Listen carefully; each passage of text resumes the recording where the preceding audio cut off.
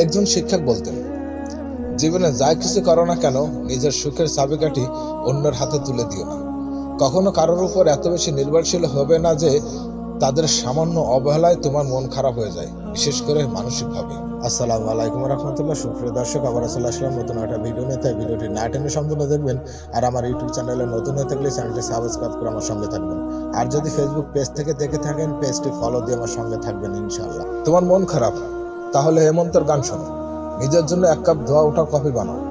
বিকেলে মিষ্টি রোদে আপন মনে হাঁটো, কিংবা প্রিয় লেখকের বইয়ের ডুব দাও। যদি কোনো সৃজনশীলতা থাকে তাহলে সেটাই হোক তোমার জীবনের সঙ্গী। অন্যকে ব্যঙ্গ করে স্ট্যাটাস দেওয়া, নিজের দুঃখ দুর্বলতা সবার সামনে প্রকাশ করা, এগুলো কোনো পরিণত মানসিক পরিচয় নয়।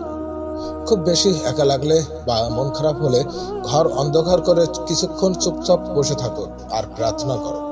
পুরনো স্মৃতি মনে করে হাসো, কাঁদো, কিন্তু নিজের সাথে এমন একটা সম্পর্ক গড়ে তোলো যেন দুঃখের দিনগুলোতে কাউকে না পেলেও নিজেই নিজের সবচেয়ে কাছের বন্ধু হয়ে উঠতে পারো।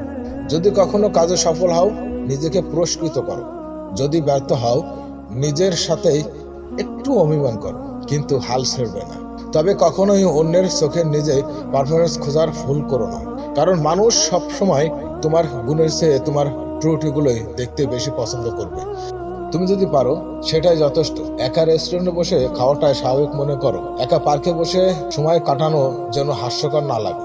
নিজেকে আর্থিকভাবে স্বাধীন করো, যাতে মুড আপ থাকলে নিজের জন্য এক টুকরো চকলেট কিনতে পারো। নিজের জন্মদিনে নিজেকে একটু সুন্দর উপহার দিতে পারো। সুবিধা বঞ্চিত শিশুদের নিয়ে জন্মদিনের আনন্দ ভাগাভাগি করো। নিজের পছন্দের পোশাক নিজের জন্যই নিজে কিনতে পারো। মাঝে মধ্যে নিজেকে কিছু ফুল উপহার দাও। ঘরের কোনায় একটা ফুল রাখো। সুন্দর সুবাস মন ভালো করে দেবে। সবার মন জয় করাও তোমার দায়িত্ব নয়, কারণ পৃথিবীতে কেউ সবার কাছে গ্রহণযোগ্য হতে পারে। তাই যেখানে প্রয়োজন সেখানেও না বলতে শেখো। আমার বাবা মা আমাকে বোঝে না, বন্ধুরা আমাকে সময় দেন, কাছের মানুষ আমাকে অবহেলা করে, এইসব ভাবনাকে প্রশ্রয় দিও না, কারণ এগুলো আসলে তোমার নিজের তৈরি করা মানসিক চাপ। কেন নিজেকে অন্যের বিরক্তের কারণ বানাবে?